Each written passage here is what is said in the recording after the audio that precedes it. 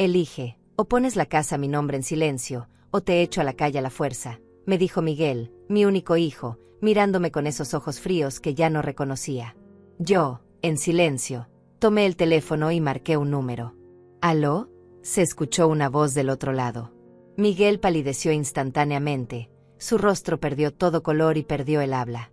Si estás viendo esto, suscríbete y cuéntame de dónde eres, porque lo que voy a contarte cambiará tu forma de ver las relaciones familiares para siempre. Tengo 70 años y jamás imaginé que terminaría enfrentándome a mi propio hijo de esta manera. Pero antes de llegar a ese momento devastador, necesito que entiendas cómo llegué hasta aquí, cómo una madre que lo dio todo terminó siendo amenazada en su propia casa por el hijo que crió con tanto amor y sacrificio. Esta es mi historia, y te prometo que la justicia llegó de una forma que ninguno de ellos vio venir.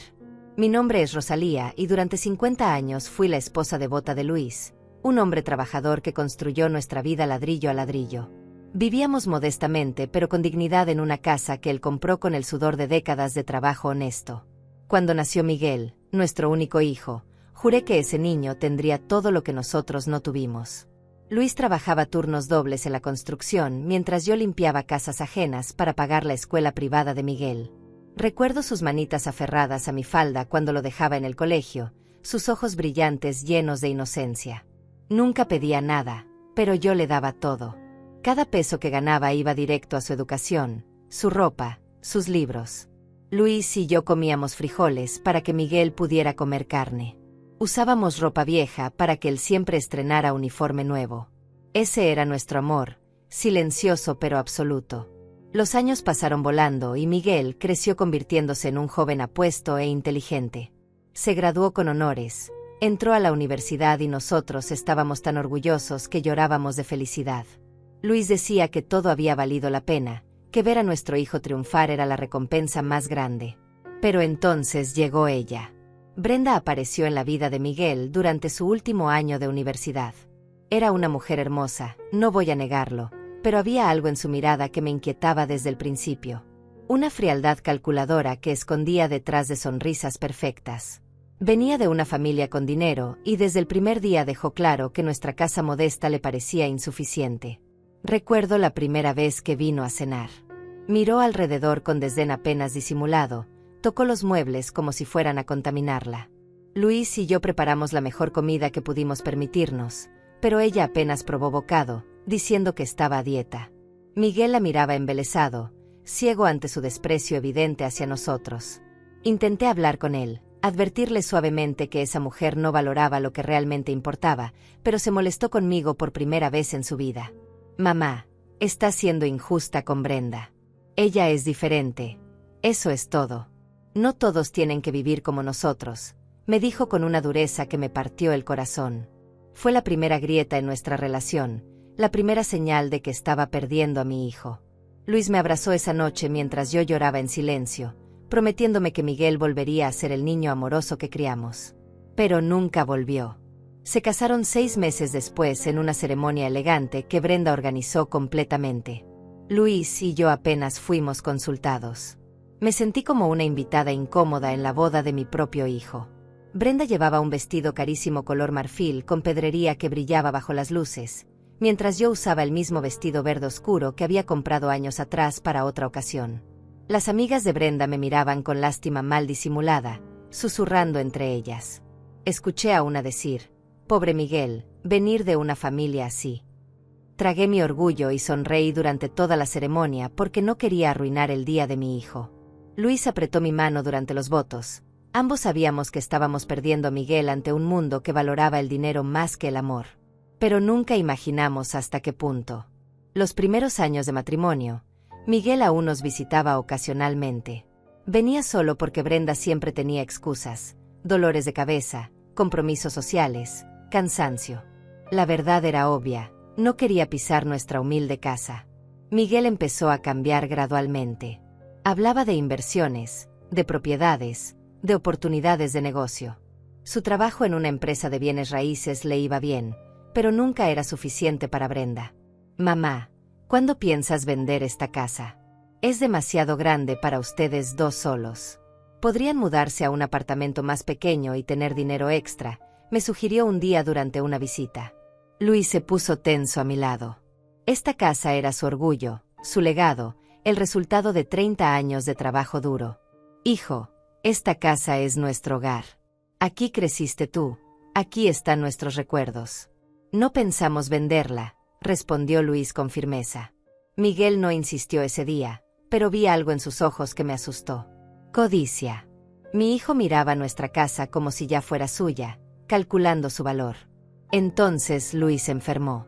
Fue repentino y devastador. Un infarto masivo que casi no le dio tiempo de despedirse.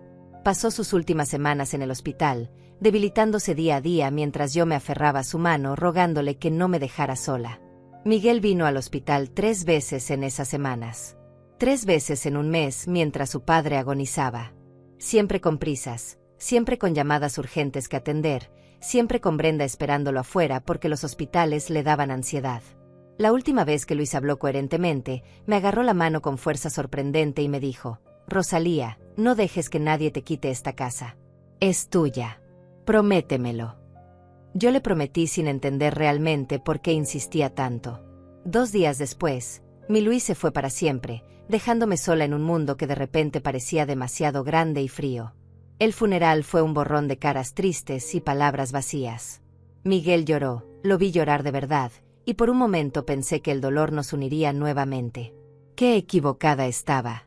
Brenda ni siquiera fingió estar afligida. Usó un vestido negro entallado completamente inapropiado para un funeral y pasó la ceremonia revisando su teléfono. Después del entierro, cuando todos se fueron, me quedé sola en mi casa por primera vez en 50 años. El silencio era ensordecedor.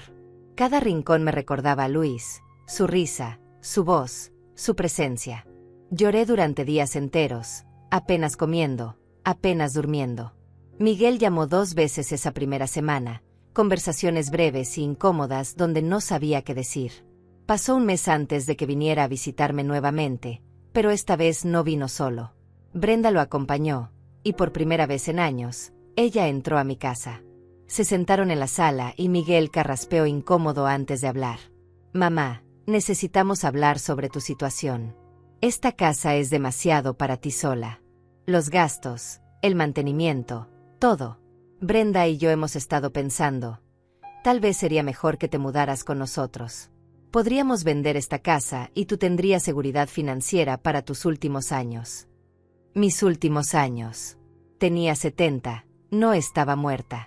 Pero lo que más me dolió fue la forma en que lo dijeron, como si yo fuera una carga, un problema que resolver. Miré a Miguel directamente a los ojos buscando al niño que había criado, pero solo encontré a un extraño calculador. Miguel, esta casa fue el sueño de tu padre. Aquí están todos nuestros recuerdos, tu infancia, nuestras vidas. No voy a venderla, respondí con voz temblorosa pero firme. Brenda soltó un suspiro exagerado de frustración y miró a Miguel con esa expresión que decía claramente: te lo dije. Mamá, sé realista. Eres una mujer mayor, sola, en una casa grande. ¿Qué pasa si te caes? ¿Si te enfermas? Nosotros vivimos a 40 minutos de aquí, no podemos estar viniendo cada vez que necesites algo. Es por tu propio bien, insistió Miguel, pero yo escuchaba las palabras de Brenda saliendo de su boca. Agradezco su preocupación, pero estoy perfectamente bien. Tengo a mis vecinos, mis amigas de la iglesia. No estoy sola, dije intentando mantener la calma. Brenda se levantó bruscamente, claramente irritada por mi negativa. Miguel, ya perdimos suficiente tiempo. Tu madre es terca, no va a entender razones. Vámonos, dijo ella tomando su cartera de diseñador que probablemente costaba más que mis gastos de 3 meses. Miguel me miró con decepción, como si yo fuera la irrazonable, y se fueron sin siquiera despedirse apropiadamente. Esa fue la primera de muchas conversaciones incómodas. Miguel comenzó a visitarme con más frecuencia, pero ya no eran visitas de hijo preocupado. Eran negociaciones, presiones constantes para que vendiera la casa. Cada vez que venía, inspeccionaba todo con ojos críticos, señalando desperfectos, problemas de mantenimiento, gastos que según él yo no podía sostener. Mamá, la tubería está vieja, el techo necesita reparación, la pintura se está cayendo. ¿Cuánto crees que costarán todas esas reparaciones? Miles de dólares que no tienes. Si vendes ahora, Podría sacar buen dinero. Después será tarde y el valor bajará, me decía constantemente, como un vendedor persistente. Yo resistía, pero debo admitir que empezaba a sentir la presión. Luis me había dejado la casa pagada completamente, pero vivir con la pensión que recibía era cada vez más difícil. Los servicios subían, la comida costaba más, los medicamentos para mi presión arterial no eran baratos. Empecé a tomar trabajos de costura para ganar dinero extra, arreglando ropa de las vecinas hasta altas horas de la noche. Miguel descubrió que estaba trabajando y montó en cólera. ¿Ves, mamá?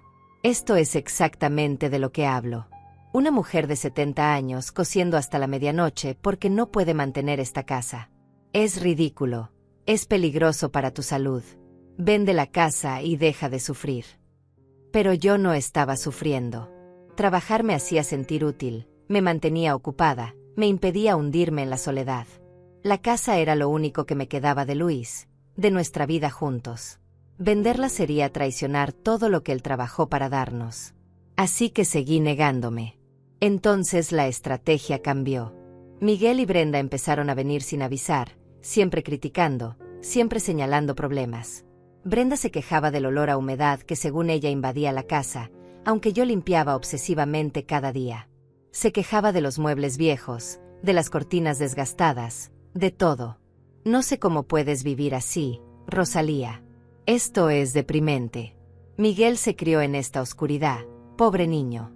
Menos mal que lo saqué de aquí, me dijo un día mientras pasaba su dedo por una repisa buscando polvo. La llamé por mi nombre, ya ni siquiera me decía suegra o doña Rosalía. Solo Rosalía, como si fuéramos amigas o peor, como si ella tuviera autoridad sobre mí. Tragué el insulto y no respondí. Enfrentar a Brenda significaba enfrentar a Miguel, y yo todavía tenía la esperanza de que mi hijo volvería a ser quien era. ¡Qué ingenua fui! Las cosas empeoraron cuando Miguel sugirió que fuera a vivir con ellos temporalmente mientras decidía qué hacer con la casa. Solo unas semanas, mamá, para que veas cómo es vivir sin preocupaciones, sin tener que mantener esta casa enorme. Tenemos una habitación de huéspedes perfecta para ti, dijo con una sonrisa que debió parecer reconfortante, pero me resultó inquietante. Acepté finalmente, agotada de la presión constante, pensando que tal vez un cambio de ambiente me ayudaría a aclarar mi mente. Empaqué una maleta pequeña con ropa para 2 semanas y dejé mi casa con el corazón encogido, mirando hacia atrás como si presintiera que algo terrible estaba por suceder. La casa de Miguel y Brenda era todo lo opuesto a la mía. Moderna, minimalista, fría como un hotel de lujo sin alma. Todo era blanco, gris y cromo reluciente. No había fotografías familiares, no había recuerdos, solo decoración de revista cara y vacía. La habitación de huéspedes era pequeña y austera, con una cama individual y un armario diminuto. Los primeros días fueron tolerables. Brenda prácticamente me ignoraba, encerrada en su oficina en casa trabajando en no sé qué. Miguel salía temprano y volvía tarde. Yo pasaba los días viendo televisión en la sala, sintiéndome como una intrusa en una casa que no era mía. Cocinaba ocasionalmente, intentando ser útil, pero Brenda se quejaba de los olores, diciendo que su cocina no era para preparar comida pesada. Después de una semana, Miguel vino a mi habitación con papeles en la mano. Mamá, he estado pensando. Ya que estás aquí y te sientes cómoda, ¿por qué no rentamos tu casa? Podríamos conseguir $1000 mensuales fácilmente. Ese dinero te ayudaría mucho y la casa no estaría vacía deteriorándose. Rentar mi casa. Dejar que extraños vivieran donde Luis y yo construimos nuestra vida. La idea me horrorizó. No, Miguel. Esa casa no es para rentar. Voy a volver pronto, solo necesitaba este descanso. Su expresión cambió instantáneamente. La máscara de hijo preocupado cayó y vi irritación genuina. Mamá, estás siendo irracional. Esa casa se está cayendo a pedazos vacía. Es un desperdicio. Papá habría querido que fueras práctica. No hables por tu padre. Luis quería que yo conservara esa casa, me lo hizo prometer antes de morir, respondí con más firmeza de la que había mostrado en meses. Miguel se fue de mi habitación dando un portazo, y escuché voces elevadas desde su cuarto. Brenda gritaba algo sobre la vieja terca y perder el tiempo. Esa noche decidí que volvería a mi casa al día siguiente. Había sido un error venir, Un error creer que Miguel realmente se preocupaba por mi bienestar. Pero cuando bajé a la mañana siguiente con mi maleta, encontré a Miguel y Brenda esperándome en la sala con expresiones serias. «Mamá, siéntate. Necesitamos tener una conversación de adultos», dijo Miguel con un tono que nunca le había escuchado, autoritario y frío. Brenda estaba de brazos cruzados, una sonrisa satisfecha en sus labios pintados de rojo intenso. Me senté lentamente, mi maleta todavía en la mano, presintiendo que algo muy malo estaba por pasar. Miguel se aclaró la garganta y me miró directamente a los ojos sin un ápice de calidez. «Hemos estado siendo muy pacientes contigo, mamá. Demasiado pacientes. Pero ya basta. Esa casa es un lastre para ti y para nosotros. Papá murió hace más de un año y sigues aferrada al pasado como si él fuera a volver. No va a volver. Es hora de que aceptes la realidad y vendas esa propiedad», dijo Miguel con una frialdad que me heló la sangre. «Miguel, ya hemos hablado de esto. No voy a vender la casa de tu padre. Es mi hogar, es donde pienso morir cuando llegue mi momento», respondí intentando mantener la voz firme, pero sentía como me temblaban las manos.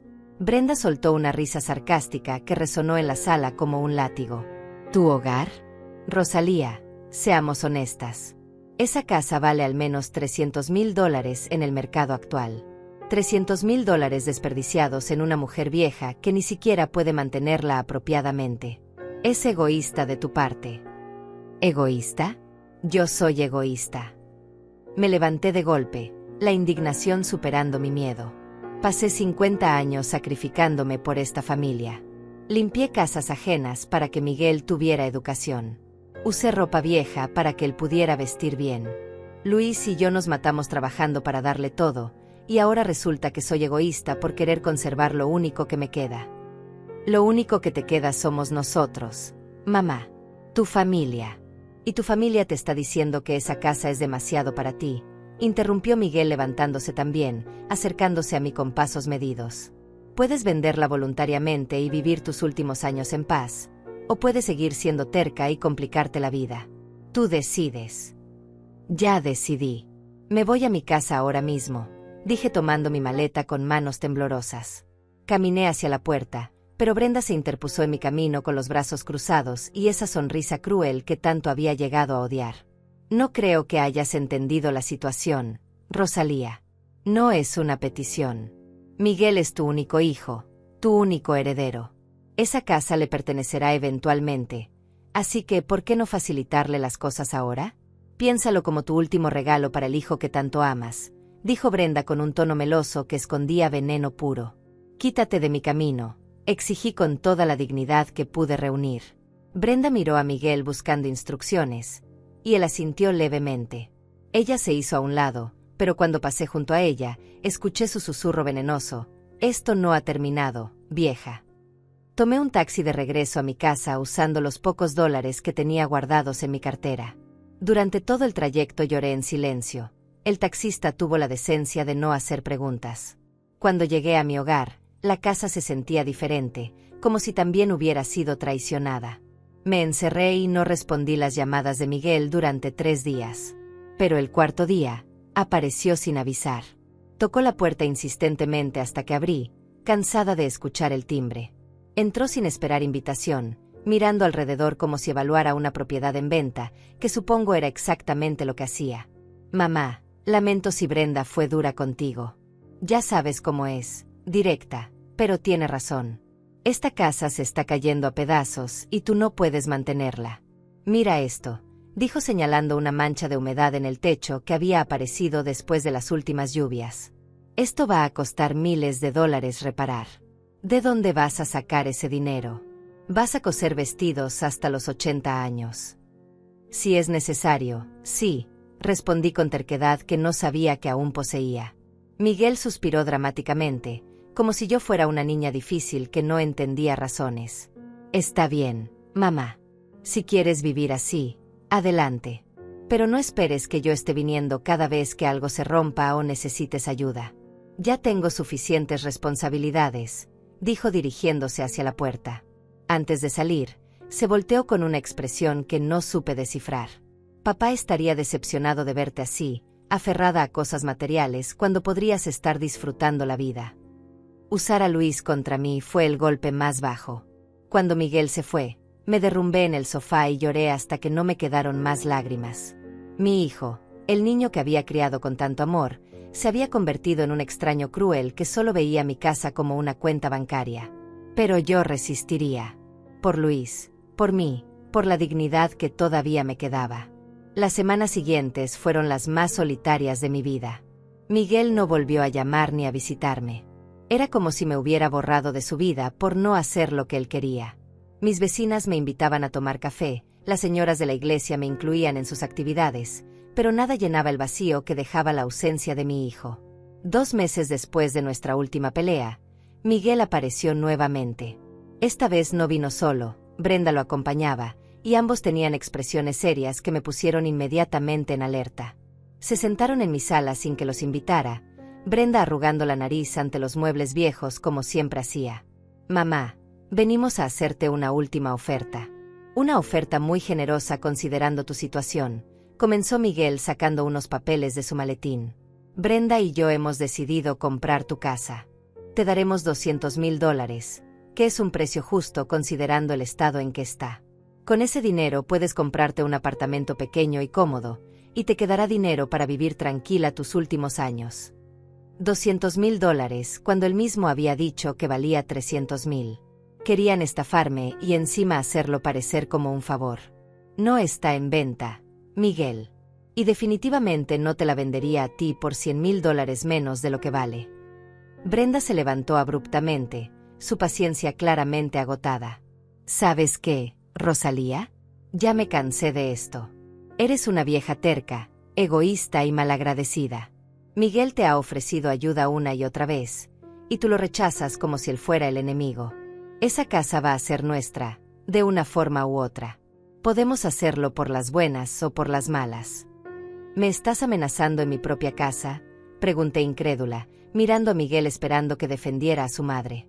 Pero él solo miraba al piso, cobarde hasta el final. «No es una amenaza, es una promesa.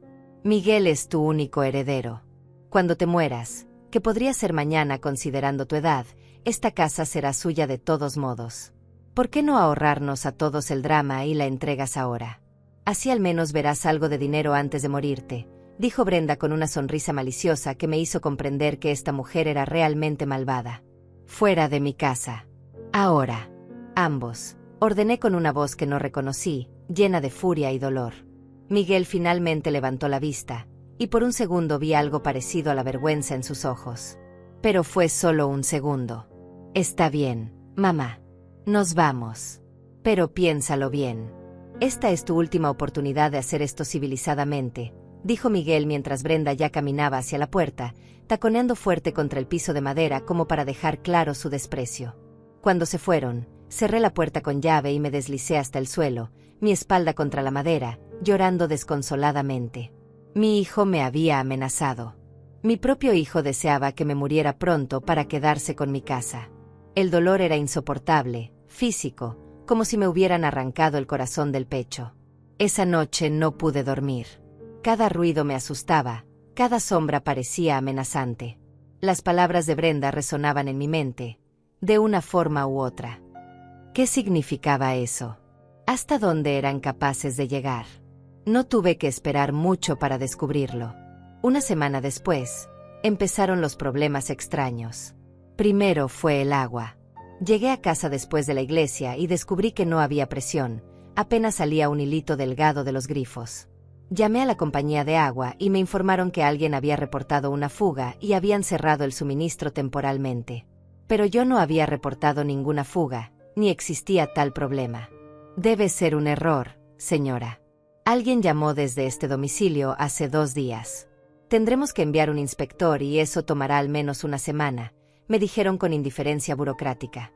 Una semana sin agua apropiada, teniendo que cargar cubetas de la casa de mi vecina. A mis 70 años, subiendo y bajando escaleras con baldes pesados. Después fue la electricidad. Llegó una factura astronómica, 4 veces más de lo normal. $500 que definitivamente no tenía. Cuando llamé a reclamar, me dijeron que el medidor mostraba un consumo altísimo, como si tuviera todos los electrodomésticos prendidos día y noche. Imposible, Yo apagaba todo religiosamente para ahorrar. Si no paga en 3 días, procederemos a cortar el servicio, señora, me advirtieron con tono mecánico. Tuve que usar los ahorros que tenía escondidos para emergencias, dinero que había estado guardando centavo a centavo durante años. Se esfumó en un instante para pagar una cuenta que no entendía. Entonces comprendí. No eran coincidencias.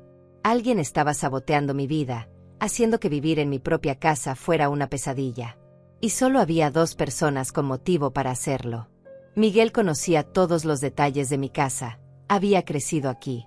Sabía dónde estaba el medidor, conocía mis rutinas, tenía copia de las llaves que yo nunca le había pedido devolver. Cambié las cerraduras inmediatamente, gastando más dinero que no tenía. El cerrajero me miró con pena cuando vio mis manos temblorosas mientras le pagaba. «¿Está bien, señora? ¿Hay alguien molestándola?», preguntó con genuina preocupación. Negué con la cabeza, demasiado avergonzada para admitir que quien me acosaba era mi propio hijo. Pero cambiar las cerraduras no detuvo los problemas. Una mañana encontré la cerca del jardín rota, como si alguien la hubiera pateado durante la noche. Otra vez, las plantas que cuidaba con tanto esmero aparecieron arrancadas y tiradas por el patio. Pequeñas crueldades diseñadas para quebrarme, para hacerme sentir insegura en mi propio hogar. Llamé a Miguel finalmente. Mi última esperanza era que tal vez no sabía lo que Brenda estaba haciendo. «Miguel, cosas extrañas están pasando en la casa. Creo que alguien está entrando cuando no estoy. ¿Podrías venir a revisar?». Hubo un silencio largo del otro lado de la línea. Demasiado largo. «Mamá, tal vez estás imaginando cosas. A tu edad, es normal que la mente juegue trucos. ¿Has considerado que quizás no es seguro para ti vivir sola? Estos episodios de paranoia son comunes en adultos mayores». Me estaba llamando loca. Mi propio hijo estaba invalidando mi realidad, haciéndome dudar de mí misma. «No estoy imaginando nada, Miguel. La cerca está rota, las facturas están alteradas, alguien reportó problemas falsos al servicio de agua. Esto es real. O tal vez estás tan estresada por mantener esa casa que empiezas a ver problemas donde no los hay. Esto solo confirma lo que he estado diciéndote, mamá. Esa casa es demasiado para ti. Véndela antes de que realmente pase algo malo», dijo con un tono que sonaba casi satisfecho, como si mis problemas validaran sus argumentos. Colgué sintiéndome más sola que nunca. No tenía a nadie a quien recurrir, nadie que me creyera. Mis vecinas eran amables pero ancianas como yo, incapaces de ayudar realmente. La policía se reiría si les decía que mi hijo me estaba acosando psicológicamente para robar mi casa. No tenía pruebas, solo una serie de incidentes que podían parecer simples coincidencias. Las noches se volvieron aterradoras. Cada crujido de la casa me hacía saltar, cada sombra parecía una amenaza. Dormía con una silla trabando la puerta de mi habitación, un cuchillo de cocina bajo la almohada. Así no era forma de vivir, pero prefería eso a rendirme. Un mes después del cambio de cerraduras, Miguel y Brenda aparecieron nuevamente. Esta vez no tocaron, simplemente estaban en mi porche cuando abrí la puerta para recoger el periódico. Me asusté tanto que casi grito.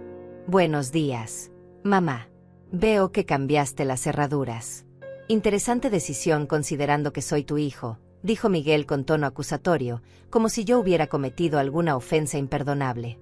«Tengo derecho a cambiar las cerraduras de mi propia casa», respondí intentando sonar más valiente de lo que me sentía.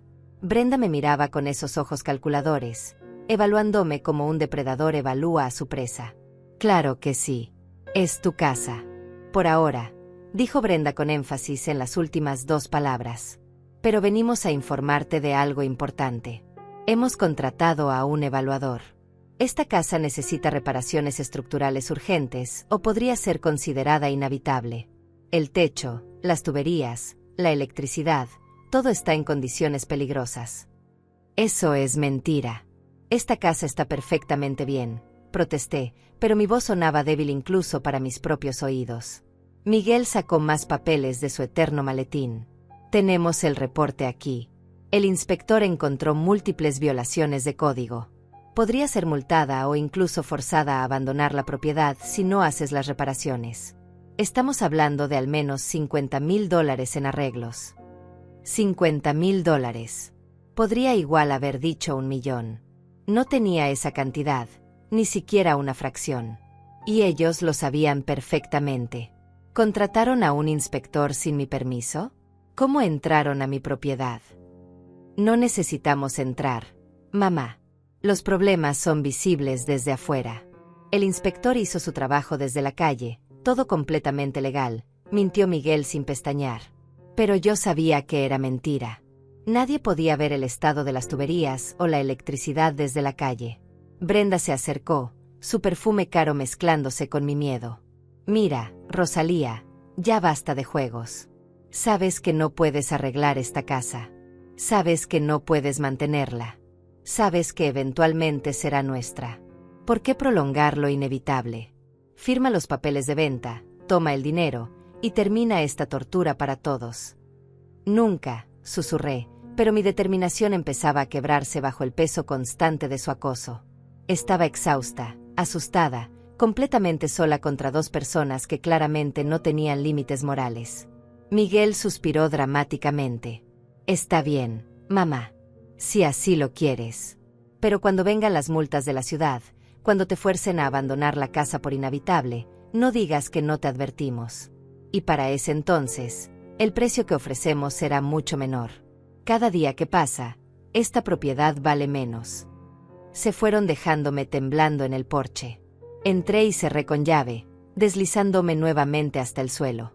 Estaban ganando. Podía sentirlo. Poco a poco me estaban quebrando, robando mi paz, mi seguridad, mi cordura. Era solo cuestión de tiempo antes de que me rindiera completamente. Esa noche, sentada en la oscuridad de mi sala para ahorrar electricidad, toqué la fotografía de Luis que mantenía en la mesita. Perdóname, amor. No sé si puedo seguir cumpliendo mi promesa. Estoy tan cansada, tan sola. ¿Qué hago? Como si Luis me hubiera escuchado desde donde estuviera, algo me hizo recordar. Había una caja en el ático, cosas de Luis que nunca había revisado después de su muerte. Documentos, papeles, recuerdos que me dolía demasiado enfrentar. Pero ahora, desesperada, decidí buscar. Subí al ático con dificultad, cada escalón era un desafío para mis rodillas artríticas. La luz parpadeante apenas iluminaba el espacio polvoriento lleno de cajas viejas y recuerdos abandonados. Busqué entre las sombras hasta encontrar la caja de madera que Luis había guardado celosamente durante años. Siempre me decía que contenía papeles importantes, pero nunca me dejó verlos. Algún día los necesitarás, Rosalía. Cuando yo no esté, abre esta caja, me había dicho meses antes de morir. Bajé la caja pesada con cuidado, casi tropezando en las escaleras. La coloqué en la mesa del comedor y la abrí con manos temblorosas. Adentro había folders organizados meticulosamente, típico de Luis que siempre fue ordenado con los documentos. Empecé a revisar, escrituras de la casa, recibos viejos, certificados de nacimiento. Nada parecía relevante hasta que encontré un sobre amarillento con mi nombre escrito en la letra de Luis. Lo abrí con el corazón acelerado y saqué una carta. Reconocí inmediatamente su caligrafía cuidadosa, cada letra formada con la precisión de un hombre que dejaba todo en orden antes de partir. Mi querida Rosalía, comenzaba. Las lágrimas nublaron mi visión, pero seguí leyendo. Si estás leyendo esto, significa que ya no estoy contigo y que probablemente estás enfrentando problemas con nuestra casa. Conozco a nuestro hijo mejor de lo que él cree. He visto cómo ha cambiado desde que se casó con esa mujer. He notado cómo mira nuestra propiedad con ojos codiciosos. Por eso tomé precauciones que nunca te mencioné porque no quería preocuparte mientras yo aún vivía. Mi respiración se aceleró mientras continuaba leyendo. Luis explicaba que 2 años antes de morir, había transferido la casa a un trust irrevocable. La propiedad ya no estaba directamente a mi nombre ni al suyo. Estaba protegida en una estructura legal que Miguel no podía tocar, manipular ni heredar automáticamente. Yo era la beneficiaria vitalicia con derecho a vivir allí hasta mi muerte, pero nadie podía forzarme a vender. Además, continuaba la carta, he estado guardando dinero en cuentas que Miguel desconoce. No es una fortuna, pero es suficiente para que vivas con dignidad. También tengo 2 propiedades pequeñas que renté durante años sin decirte porque quería sorprenderte en nuestro aniversario 50. Ese día nunca llegó, pero ahora esas propiedades son tuyas. Todo está documentado en esta caja. Seguí leyendo entre lágrimas, descubriendo secreto tras secreto que mi humilde Luis había guardado. Había sido más astuto de lo que nadie imaginaba. Si Miguel te está causando problemas, contacta al abogado Francisco Herrera. Es un viejo amigo mío que conoce toda la situación. Su número está al final de esta carta. Él tiene instrucciones específicas de protegerte y asegurarse de que nadie abuse de ti. Confía en él como confiabas en mí. El nombre Francisco Herrera estaba escrito claramente junto a un número telefónico. Había también una nota adicional: le he pagado por adelantado sus servicios durante 10 años. No te costará un centavo. Solo llámalo y él sabrá qué hacer. Revisé frenéticamente el resto de la caja. Ahí estaban los documentos del trust, las escrituras de 2 pequeños apartamentos en zonas populares de la ciudad, estados de cuenta bancarios que mostraban ahorros de casi $80,000 distribuidos en diferentes cuentas, contratos de renta que generaban $1,500 mensuales. Luis me había dejado protegida, había anticipado exactamente esta situación. ¿Por qué no me lo dijiste, Luis? ¿Por qué guardaste todo esto en secreto? Susurré a la fotografía de mi esposo, aunque en el fondo entendía. Luis me conocía. Sabía que yo habría insistido en compartir esta información con Miguel, confiando en la bondad de nuestro hijo. Luis vio lo que yo no quise ver, que nuestro hijo se había convertido en alguien capaz de traicionar a su propia madre. Con manos temblorosas, marqué el número de Francisco Herrera. Eran casi las 8 de la noche, pero Luis había escrito que podía llamar a cualquier hora. El teléfono sonó 3 veces antes de que una voz profesional pero amable contestara. Herrera y Asociados, Francisco Herrera al habla. Señor Herrera, mi nombre es Rosalía. Soy la viuda de Luis. Encontré su número en una carta que mi esposo me dejó, dije con voz quebrada por la emoción. Hubo un silencio breve, luego escuché un suspiro profundo. Señora Rosalía, finalmente. He estado esperando su llamada durante más de 1 año. Luis me advirtió que probablemente tomaría tiempo antes de que revisara esa caja. Está teniendo problemas con su hijo Miguel. La forma directa en que preguntó me dejó sin aliento. Luis le había contado todo. Sí, él y su esposa me están presionando para vender la casa. Han estado saboteando mi vida, asustándome, amenazándome. No sé qué más hacer. No haga nada más, señora. Mañana mismo iré a su casa a primera hora. Traiga todos los documentos que encontró. Vamos a solucionar esto de una vez por todas. Miguel y su esposa van a descubrir que meterse con usted fue el peor error de sus vidas, dijo Francisco con una firmeza que me hizo sentir protegida por primera vez en meses. Esa noche dormí mejor de lo que había dormido en 1 año. Sabía que Luis, incluso después de muerto, seguía cuidándome. Había sido mi ángel guardián, anticipando el peligro y dejándome las herramientas para defenderme. Miguel y Brenda pensaban que estaban acosando a una vieja indefensa, pero estaban muy equivocados. A las 9 de la mañana siguiente, Francisco Herrera tocó mi puerta. Era un hombre de unos 60 años, cabello gris perfectamente peinado, traje oscuro impecable y maletín de cuero profesional. Sus ojos transmitían competencia y algo más, indignación ante la injusticia. Señora Rosalía, es un honor finalmente conocerla. Luis hablaba de usted constantemente. Lamento mucho que nos conozcamos bajo estas circunstancias, dijo estrechando mi mano con calidez genuina. Lo invité a pasar y preparé café mientras él revisaba meticulosamente cada documento de la caja. Esto es oro puro, murmuró mientras leía. Luis fue brillante. Este trust es completamente hermético.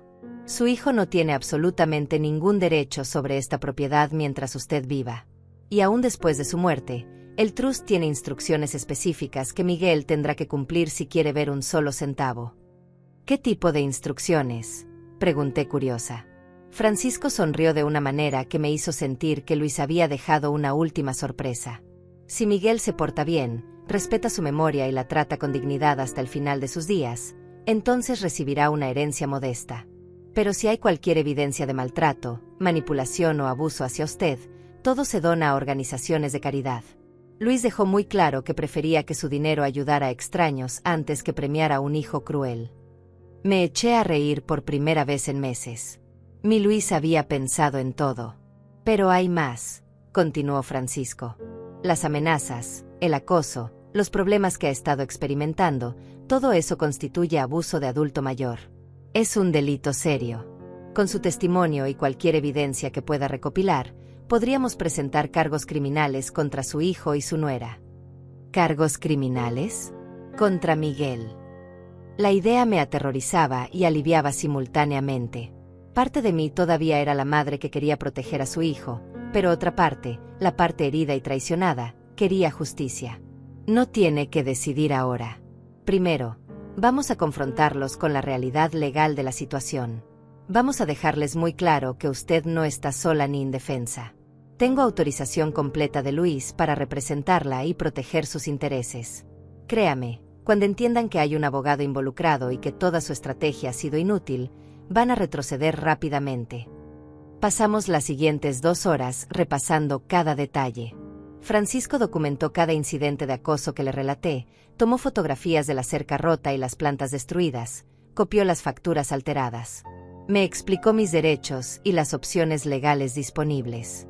Por primera vez desde la muerte de Luis, no me sentía sola. Ahora, señora Rosalía, sugiero que llamemos a su hijo y lo invitemos a venir.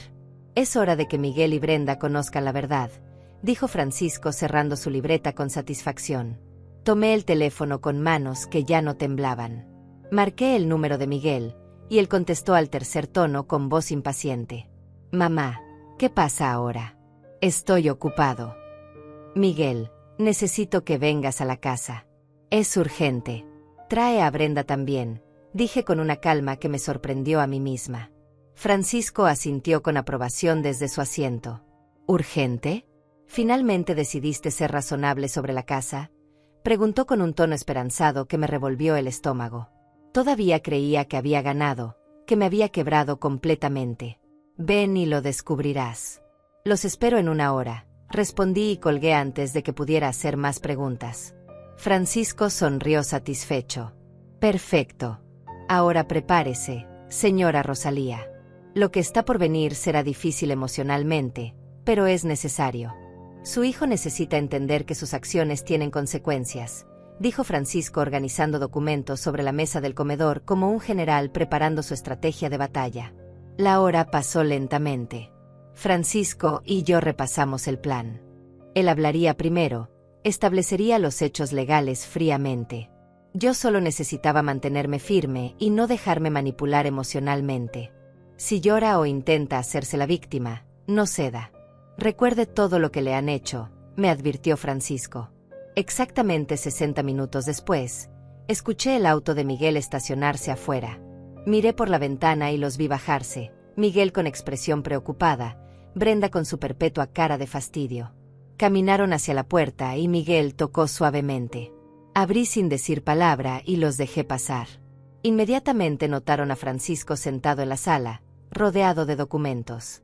La expresión de Miguel cambió de preocupación a confusión a alarma en cuestión de segundos. Mamá, ¿quién es él? ¿Qué está pasando aquí?, preguntó Miguel mirando entre Francisco y yo con creciente nerviosismo. Brenda, siempre más astuta, ya había identificado el maletín de abogado y su rostro palideció ligeramente. Siéntense, ordené señalando el sofá. Por primera vez en meses, mi voz sonaba autoritaria en mi propia casa. Miguel obedeció automáticamente, años de crianza superando su arrogancia actual. Brenda lo siguió reluctante, sus ojos calculadores evaluando la situación. Francisco se puso de pie y extendió su mano profesionalmente. Francisco Herrera, abogado de la señora Rosalía. Un placer conocerlos finalmente, aunque hubiera preferido que fuera bajo mejores circunstancias. Miguel no estrechó su mano, simplemente se quedó mirándolo boquiabierto.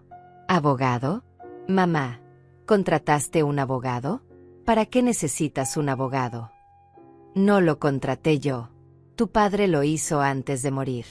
Francisco ha sido mi representante legal durante más de 1 año, solo que no lo sabía hasta anoche, expliqué disfrutando secretamente la expresión de pánico creciente en el rostro de Miguel.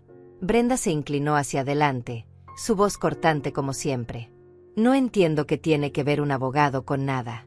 Esto es un asunto familiar privado. Francisco soltó una risa corta y sin humor.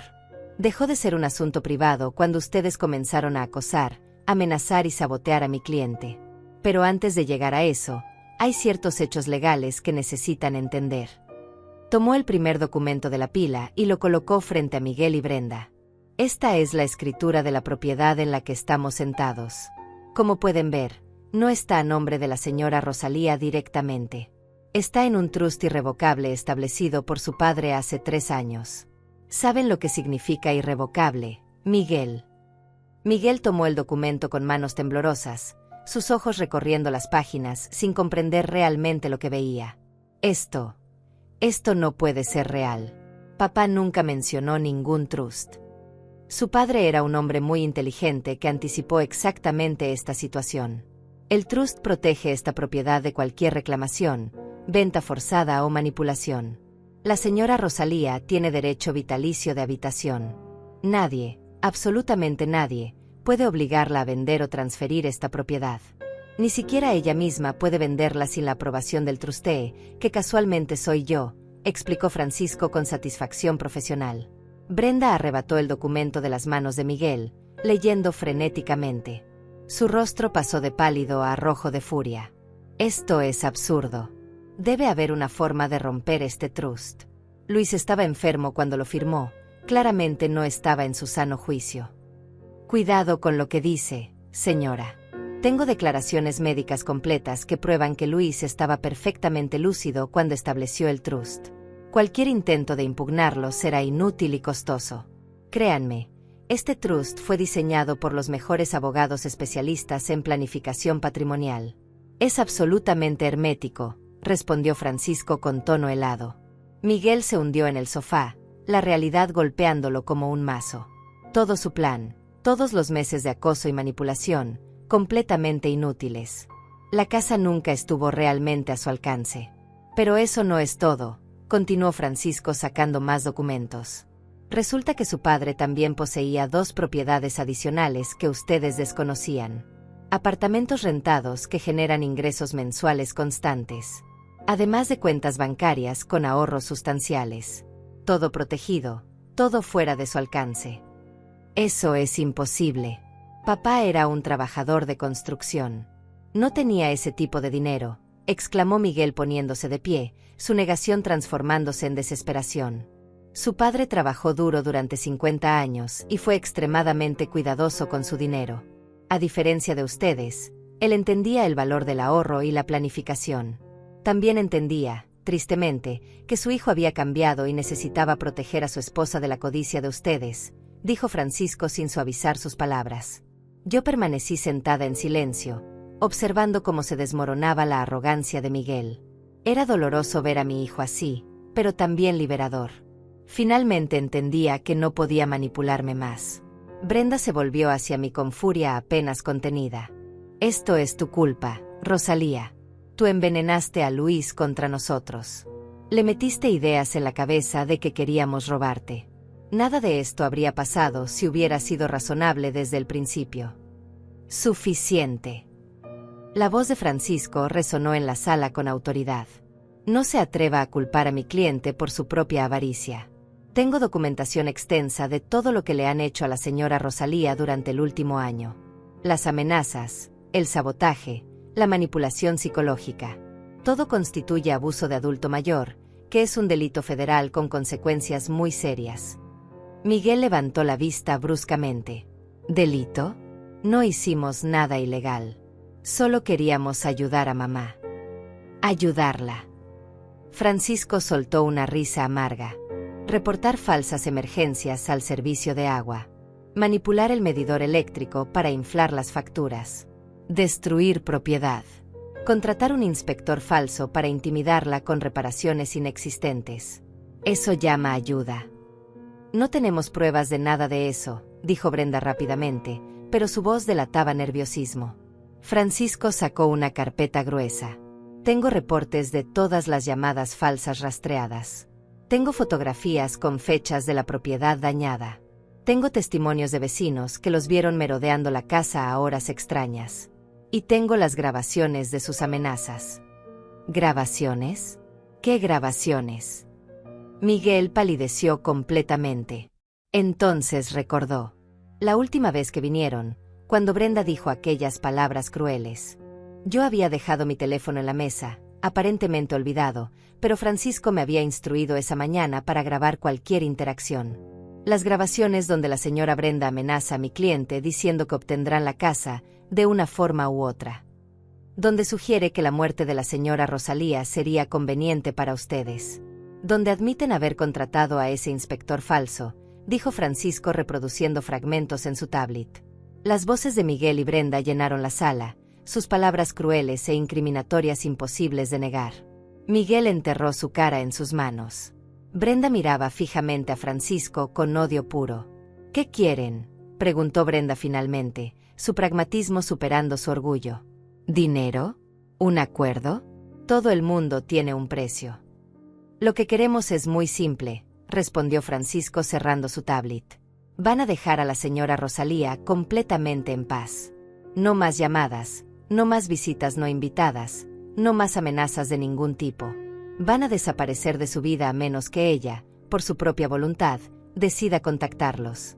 Y van a firmar un documento legal reconociendo que no tienen ningún derecho sobre esta propiedad ni ahora ni en el futuro. Miguel levantó la cabeza, sus ojos rojos y llorosos. Mamá, por favor. No puedes hacer esto. Soy tu hijo. Cometimos errores, lo admito, pero no merecemos esto. Papá no habría querido que nos castigaras así. Por primera vez en meses, realmente miré a mi hijo. Vi al hombre que se había convertido, débil, manipulador, controlado por su esposa codiciosa. Pero también vi destellos del niño que había sido, y mi corazón se partió nuevamente. Tu padre hizo exactamente lo que tenía que hacer para protegerme, Miguel. Él vio lo que yo no quise ver hasta que fue demasiado tarde. Entonces, ¿qué? ¿Nos vas a demandar? ¿Vas a meter a tu propio hijo a la cárcel?, preguntó con voz quebrada, intentando despertar mi instinto maternal. Francisco intervino antes de que pudiera responder. Eso depende enteramente de ustedes. Si firman el documento, se comprometen a dejar en paz a la señora Rosalía y no causan más problemas, entonces esto termina aquí. Pero si se niegan, o si vuelven a molestarla de cualquier manera, presentaré cargos criminales inmediatamente. Tengo suficiente evidencia para asegurar condenas que incluyen tiempo en prisión. Brenda se puso de pie bruscamente. Esto es extorsión. Estás usando amenazas legales para obligarnos a renunciar a nuestros derechos. Ningún juez aceptaría esto. Llámelo como quiera, señora. Pero le aseguro que cualquier juez verá exactamente lo que es: un hijo abusivo y su esposa manipuladora acosando a una mujer de 70 años para robarle su casa. Los medios también adorarían esta historia. Puedo ver los titulares. Ejecutivo de bienes raíces acosa a su propia madre anciana. ¿Cómo cree que eso afectaría su carrera, Miguel? Miguel se encogió ante la mención de su trabajo. Era gerente en una prestigiosa empresa de bienes raíces donde la reputación lo era todo. Un escándalo así lo destruiría profesionalmente. Brenda también lo comprendió. Vi cómo calculaba rápidamente las consecuencias. Déjanos ver ese documento, exigió Brenda extendiendo la mano. Francisco le entregó varios papeles engrapados. Ella leyó rápidamente, sus labios apretándose más con cada párrafo. Esto dice que renunciamos a cualquier herencia futura, que no tenemos derecho a nada cuando Rosalía muera. Correcto. El trust tiene instrucciones muy específicas. Si hay evidencia de maltrato, abuso o manipulación hacia la señora Rosalía, toda la herencia se dona a organizaciones de caridad. Este documento simplemente formaliza lo que ya es realidad. Ustedes destruyeron su relación con ella, y las consecuencias son que no recibirán recompensa por su crueldad, explicó Francisco sin emoción. Miguel me miró con desesperación genuina. Mamá, ¿de verdad vas a hacer esto? ¿Vas a dejarme sin nada? Soy tu único hijo. Papá habría querido que yo heredara algo. Tu padre quería que te comportaras como un hijo decente. Quería que me amaras y respetaras, no que me amenazaras y aterrorizaras en mi propia casa. Tuviste todas las oportunidades del mundo para ser el hombre que él te crió para ser, pero elegiste ser esto, dije señalando los documentos que probaban su crueldad. Las lágrimas corrían libremente por el rostro de Miguel ahora. Lo siento, mamá. Lo siento tanto. Brenda tenía razón, necesitábamos dinero, tenemos deudas enormes, Pensé que si conseguíamos la casa podríamos venderla y solucionar todo. Pero nunca quise lastimarte, lo juro. Finalmente la verdad salía. No era solo codicia, estaban desesperados financieramente. Probablemente viviendo muy por encima de sus posibilidades, aparentando un estilo de vida que no podían costear. Mi casa representaba su salvación financiera, sin importar lo que me costara a mí. Las malas decisiones financieras no justifican el abuso, Miguel. Hay 1000 maneras en que podrías haber manejado tus problemas sin destruir a tu propia madre, dijo Francisco con tono severo. Brenda dejó caer los papeles sobre la mesa con furia. Bien. Firmaremos tu estúpido documento. Pero esto no termina aquí, Rosalía. Nos aseguraremos de que pases tus últimos años completamente sola. Ningún nieto conocerá jamás a su abuela. Morirás sin familia, sin nadie que te recuerde. Sus palabras fueron como puñales, diseñadas para causar el máximo dolor. Y funcionaron. La idea de morir sola, sin conocer a posibles nietos, era aterradora. Pero Francisco se levantó inmediatamente, enfrentando a Brenda. Esa amenaza acaba de ser grabada también. Alienación familiar intencional. Puedo agregar eso a la demanda si quiere. Siga hablando, señora, cada palabra la entierra más profundo, advirtió con voz helada. Miguel agarró a Brenda del brazo. Cállate. Ya hiciste suficiente daño. Se volvió hacia Francisco derrotado. Firmaremos. Dame el documento. Francisco colocó las páginas frente a ellos con 2 plumas. Miguel firmó primero, su mano temblando tanto que la firma era apenas legible. Brenda firmó con trazos furiosos, prácticamente rasgando el papel con la fuerza de su escritura. Francisco recogió los documentos, los revisó cuidadosamente y los guardó en su maletín. Perfecto. Ahora, escúchenme muy bien ambos. A partir de este momento, no tienen permitido contactar a la señora Rosalía de ninguna forma. No llamadas, no visitas, no mensajes a través de terceros. Si ella quiere hablar con ustedes, ella iniciará el contacto. Está claro. Cristalino, escupió Brenda levantándose y caminando hacia la puerta. Miguel se quedó un momento más, mirándome con ojos suplicantes. Mamá, yo realmente lo siento. Sé que no me crees, pero te amo. Siempre te he amado. Solo, me perdí en el camino, susurró con voz rota. Parte de mí quería abrazarlo, decirle que todo estaría bien, que lo perdonaba. Pero la parte más fuerte, la parte que había sido traicionada y aterrorizada durante meses, se mantuvo firme. Si realmente me amaras, Miguel, nunca habrías permitido que las cosas llegaran tan lejos. Tu padre te amaba incondicionalmente y le partió el corazón ver en quién te convertiste. Ahora vete. Miguel asintió derrotado y caminó hacia la puerta. Antes de salir, se volteó una última vez. Si alguna vez cambias de opinión, si me das otra oportunidad, juro que seré mejor. Juro que seré el hijo que merecías. No respondí. Simplemente observé mientras se iba, cerrando la puerta detrás de él. Escuché su auto arrancar y alejarse, y entonces el silencio llenó mi casa.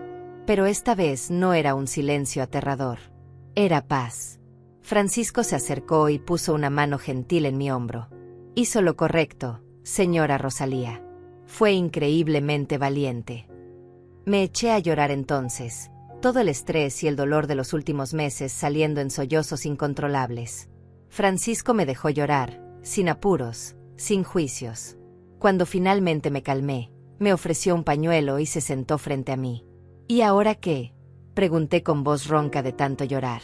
¿Qué hago con mi vida ahora que mi único hijo está muerto para mí? Ahora vive, señora Rosalía. Vive la vida que Luis quería para usted. Tiene seguridad financiera, tiene su casa, tiene su libertad. Y en cuanto a estar sola, eso no es verdad. Tengo instrucciones de Luis de revisar regularmente cómo está. Además, Luis estableció un fondo para que usted pueda viajar, perseguir pasatiempos, hacer lo que siempre quiso hacer pero no pudo por falta de recursos. Saqué más documentos de su maletín. Había una carta adicional de Luis que no había visto en la caja. Francisco me la entregó con una sonrisa suave. Luis me pidió que le diera esto solo después de resolver la situación con Miguel. Abrí la carta con manos temblorosas. Mi amada Rosalía, comenzaba. Si estás leyendo esto, significa que Francisco ya confrontó a Miguel y tú estás a salvo. Sé que duele, sé que tu corazón está roto. Pero necesito que entiendas algo.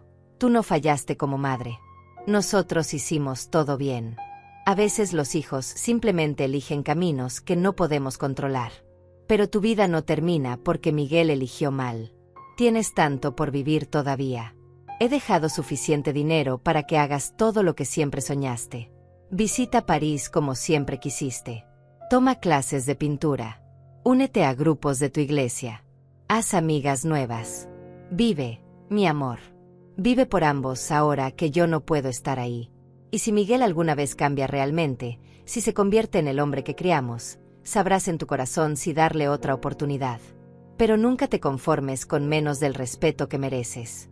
Te amo eternamente. Luis. Lloré nuevamente, pero estas lágrimas eran diferentes. Eran de gratitud, de amor, de alivio. Luis me había protegido incluso desde la tumba. Los días siguientes a la confrontación fueron extraños. Mi casa se sentía diferente, más liviana, como si un peso oscuro hubiera sido finalmente levantado. Francisco cumplió su palabra y me visitó regularmente, ayudándome a entender todas las finanzas que Luis había dejado organizadas. Resultó que mi situación económica era mucho mejor de lo que jamás imaginé. Los apartamentos que Luis compró hace 15 años ahora valen el triple. Las rentas generan $1,500 mensuales después de gastos. Sumado a su pensión y los ahorros, usted tiene más de $3,000 mensuales de ingreso. Es más que suficiente para vivir cómodamente, me explicó Francisco mientras revisábamos estados de cuenta en mi comedor. $3,000 mensuales. Nunca en mi vida había tenido esa cantidad disponible. Luis y yo siempre vivimos con lo justo, ahorrando cada centavo para Miguel. Y ahora, irónicamente, tenía abundancia precisamente porque Miguel había mostrado su verdadera naturaleza. Luis también estableció un fondo especial de $50,000 específicamente para que usted lo use en cosas que le traigan alegría. Viajes, hobbies, lo que sea que su corazón desee. Él quería que finalmente vivieras para ti misma, continuó Francisco con una sonrisa cálida. La culpa me invadió inmediatamente. No puedo gastar ese dinero en mí. Se siente mal, egoísta. Debería guardarlo para emergencias. Francisco me miró con firmeza. Señora Rosalía, con todo respeto, esa mentalidad es exactamente lo que Luis quería que superara. Usted pasó 70 años viviendo para otros. Primero para Luis, luego para Miguel. Es tiempo de vivir para usted misma. Esas fueron las palabras exactas de Luis. Me hizo prometerle que me aseguraría de que gastara ese dinero en su felicidad. Sus palabras me hicieron llorar nuevamente. Lloraba mucho últimamente, pero ya no eran lágrimas de miedo o dolor. Eran lágrimas de liberación, de duelo por el tiempo perdido, de gratitud por el amor de Luis que continuaba protegiéndome. Pasaron 2 semanas sin noticias de Miguel o Brenda. El silencio era perturbador al principio, después de meses de acoso constante, pero gradualmente me acostumbré. Mis vecinas notaron el cambio en mí. Rosalía, te ves diferente. Más joven, más feliz, me dijo mi vecina Griselda mientras tomábamos café en su jardín. Le conté todo. No pude guardar el secreto. Griselda me escuchó con la boca abierta, ocasionalmente interrumpiendo con exclamaciones de indignación. Ese Miguel. Y yo que siempre pensé que era un buen hijo. Gracias a Dios que Luis te protegió. Ese hombre te amaba con locura, Rosalía. Fue liberador compartir mi historia. Griselda me conectó con otras mujeres del vecindario, y pronto me encontré rodeada de amigas verdaderas que me apoyaban. Empecé a salir más, a participar en actividades de la iglesia, a vivir en lugar de solo existir. Un mes después de la confrontación, Francisco me llamó con noticias. Señora Rosalía, necesito informarle algo. Miguel y Brenda están enfrentando serios problemas. Al parecer, tenían deudas con personas peligrosas. Prestamistas ilegales. La presión financiera era real, aunque eso no excusa su comportamiento hacia usted. ¿Están en peligro?, pregunté, y me odié a mí misma por todavía preocuparme. Francisco suspiró. Honestamente, sí. Pero hay más. Miguel perdió su trabajo. La empresa se enteró de ciertos comportamientos no éticos en sus tratos con clientes. Aparentemente, este no es el primer caso donde ha intentado manipular a personas mayores para vender propiedades. Lo despidieron y hay investigaciones en curso. Mi corazón se hundió. A pesar de todo, seguía siendo mi hijo. ¿Qué va a pasar con él? Eso depende de él, señora. Puede enfrentar sus problemas con honestidad o seguir cavando su propia tumba. Pero pensé que debía saberlo por si intenta contactarla nuevamente. Es probable que venga buscando ayuda financiera ahora que está desesperado. Francisco tenía razón. 3 días después, mi teléfono sonó a medianoche. Era Miguel. Dudé antes de contestar, pero finalmente lo hice. Mamá. Su voz sonaba rota, desesperada. Mamá, sé que no tengo derecho a pedirte nada, pero estoy en problemas serios. Perdí mi trabajo. Brenda me dejó. Tengo gente buscándome por deudas. No tengo a dónde ir, no tengo a nadie más. Cada palabra era un puñal en mi corazón maternal. Quise ayudarlo inmediatamente, invitarlo a casa, darle dinero, resolver sus problemas. Pero recordé las palabras de Luis: nunca te conformes con menos del respeto que mereces. Miguel, lamento escuchar que estás pasando por momentos difíciles. Pero las consecuencias de tus acciones no son mi responsabilidad. Tuviste oportunidades de hacer las cosas bien y elegiste el camino fácil, el deshonesto, respondí con voz temblorosa pero firme. Mamá, por favor. Podrían matarme. Estos tipos no juegan. Necesito $20,000 para pagarles. Sé que papá te dejó dinero. Por favor, soy tu hijo. No puedes dejarme morir, suplicó entre sollozos. $20,000. Una fortuna que yo tenía, pero que había sido ganada con el sudor y sacrificio de Luis. ¿Brenda realmente te dejó?, pregunté, evadiendo su petición. Sí. En cuanto perdí el trabajo, empacó sus cosas y se fue. Dijo que no se casó conmigo para ser pobre. Me usó, mamá. Tenías razón sobre ella desde el principio. Fui un idiota, admitió con amargura. Sí, fuiste un idiota. Pero no por casarte con Brenda. Fuiste un idiota por permitir que ella te convirtiera en alguien capaz de amenazar y aterrorizar a su propia madre. Brenda no te obligó a hacer esas cosas, Miguel. Tú elegiste hacerlas, dije sin suavizar mis palabras. Silencio del otro lado. Luego escuché su respiración entrecortada. Tienes razón. Todo es mi culpa. He destruido todo lo que papá construyó. He destruido nuestra relación. He destruido mi vida. Quizás sea mejor si esos tipos me encuentran. Al menos así terminaría todo. Su tono suicida me asustó. Llamé a Francisco inmediatamente después de colgar. Él contactó a las autoridades y se aseguró de que Miguel fuera ubicado y puesto bajo supervisión temporalmente. No lo hice por Miguel, me dije a mí misma. Lo hice porque Luis no habría querido que su hijo muriera, sin importar lo que hubiera hecho. Francisco me visitó al día siguiente. Miguel está bien físicamente. Está en un refugio temporal y hay organizaciones ayudándolo con sus problemas de deuda. También le conseguí una cita con un terapeuta. Necesita ayuda profesional seria, señora Rosalía. No solo para sus problemas actuales, sino para entender por qué tomó las decisiones que tomó. ¿Debería ayudarlo financieramente?, pregunté, todavía conflictuada entre mi instinto maternal y mi necesidad de protegerme. Francisco me miró con comprensión. Esa decisión es completamente suya. Pero le diré lo que Luis me dijo cuando establecimos el trust. Si Miguel alguna vez está verdaderamente arrepentido, verdaderamente cambiado, Rosalía lo sabrá en su corazón. Pero el cambio real toma tiempo y esfuerzo. No se compra con dinero. Si le das dinero antes de que cambie realmente, solo lo habilitarás para seguir por el mismo camino destructivo. Sabias palabras de un hombre sabio. Decidí seguir el consejo de Luis. No le daría dinero a Miguel, pero pagaría por su terapia y me aseguraría de que tuviera un lugar seguro donde quedarse mientras resolvía sus problemas. Ayuda, sí. Rescate, no. Los meses siguientes fueron de transformación para ambos. Miguel empezó terapia intensiva y lentamente comenzó a trabajar en sus problemas. Consiguió un trabajo humilde en una ferretería, ganando una fracción de lo que ganaba antes, pero era trabajo honesto. Yo, por mi parte, comencé a vivir realmente por primera vez en décadas. Tomé clases de pintura en el centro comunitario. Resultó que tenía talento para el arte que nunca había explorado. Me uní a un grupo de viaje de la iglesia y visité lugares que solo había visto en televisión. Hice amigas genuinas que me valoraban por quien era, no por lo que podía darles. 6 meses después de la confrontación, Miguel me escribió una carta. No la esperaba, pero Francisco me la entregó después de revisarla primero. Querida mamá, comenzaba. Sé que no merezco tu perdón.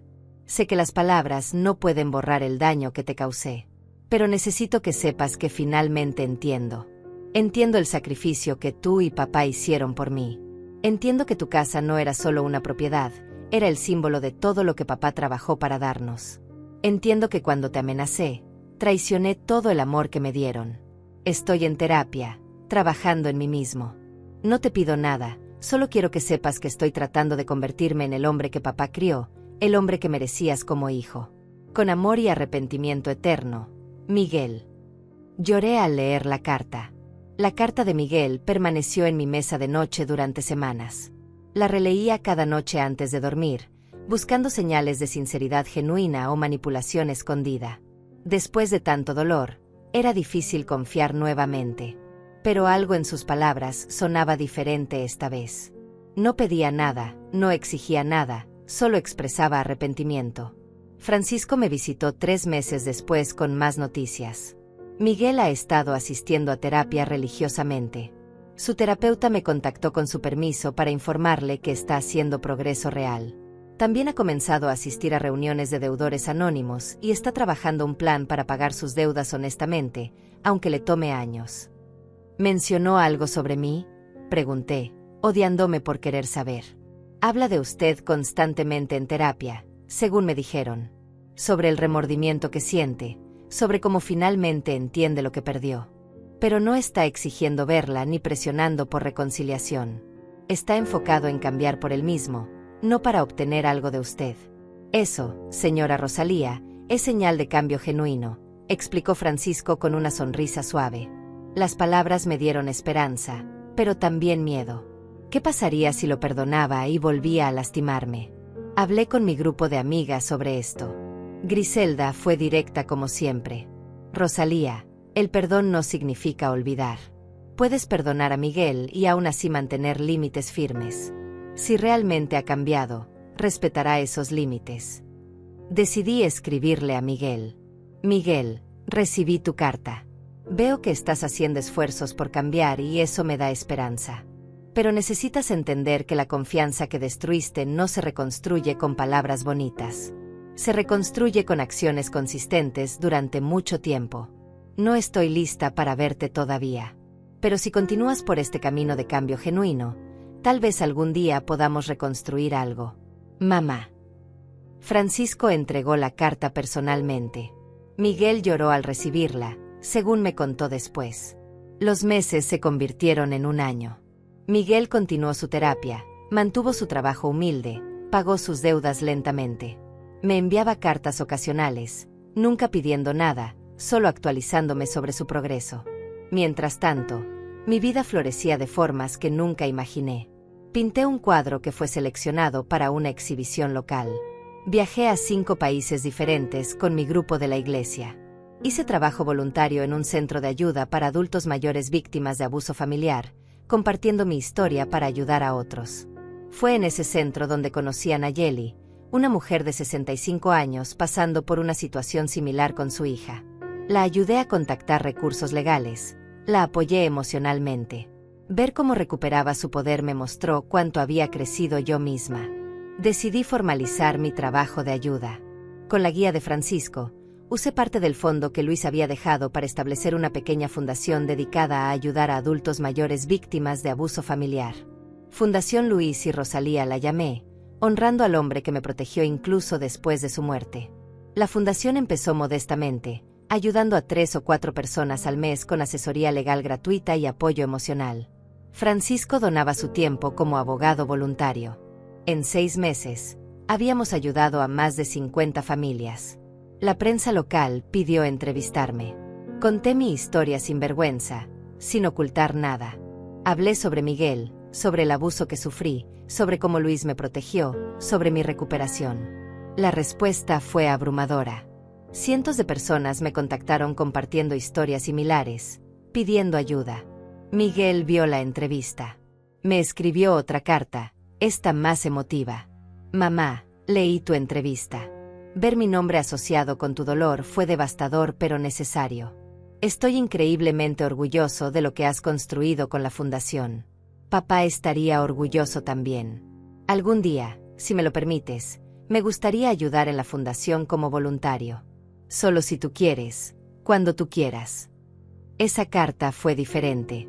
No había autocompasión ni manipulación, solo reconocimiento genuino de su responsabilidad y respeto por mis límites.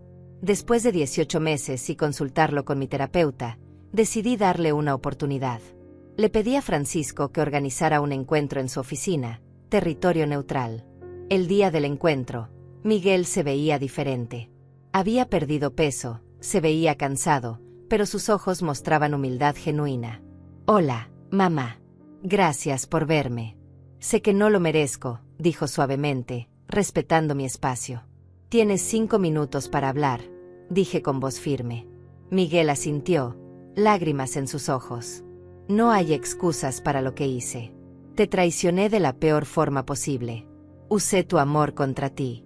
Te hice sentir insegura en tu propio hogar. Y todo por dinero, por mantener un estilo de vida vacío que ni siquiera me hacía feliz. He pasado 18 meses tratando de convertirme en alguien digno del apellido que llevo. No espero perdón. Solo espero que algún día puedas ver algo más que al monstruo que te lastimó. El silencio llenó la sala. Finalmente hablé. El perdón no significa olvidar. Miguel, nunca olvidaré el terror que sentí. Pero también veo que estás haciendo el trabajo difícil de cambiar realmente. Te daré una oportunidad, pero con condiciones estrictas. Continuarás tu terapia, nos veremos una vez al mes en lugares neutrales con Francisco presente, y si alguna vez cruzas la línea nuevamente, será permanente. Completamente. Gracias, mamá. Gracias por darme una oportunidad que no merezco, dijo con voz quebrada. Nos reunimos mensualmente durante los siguientes meses. Lentamente, conversación por conversación, comencé a ver al hombre que mi hijo podía ser. Miguel nunca pidió dinero ni acceso a mi casa, solo pedía tiempo conmigo. Un año después, Miguel me mostró algo especial. Había escrito un libro sobre su experiencia, El hijo que lo perdió todo. Todo el dinero de las ventas iría a la Fundación Luis y Rosalía. El libro se convirtió en un éxito inesperado. La fundación recibió donaciones masivas, permitiéndonos ayudar a cientos de familias más. Ahora, sentada en mi sala, rodeada de mis pinturas y fotografías de mis viajes, reflexiono sobre estos últimos 3 años. Perdí a mi hijo tal como lo conocía, pero gané algo más valioso. Me gané a mí misma. Encontré mi voz, mi fuerza, mi propósito. Miguel y yo tenemos una relación nueva ahora, construida sobre respeto mutuo. Él ha ganado mi respeto nuevamente mediante años de acciones consistentes. Y aunque las cicatrices permanecen, he aprendido que sanar no significa olvidar, significa elegir seguir adelante sin permitir que el pasado defina tu futuro. Luis estaría orgulloso de la fundación, de cómo defendí nuestra casa, de cómo me convertí en la mujer fuerte que siempre fui pero nunca supe que podía ser. Y tú, que has escuchado mi historia, quiero preguntarte, ¿alguna vez has enfrentado traición familiar? Cuéntamelo en los comentarios. Tu historia importa. Recuerda, nunca es tarde para defenderte, para exigir el respeto que mereces. Como me enseñó Luis, el verdadero amor nunca te pide que traiciones tu dignidad. Y si yo pude salir adelante a mis 70 años, tú también puedes. La justicia a veces tarda, pero cuando llega, es dulce.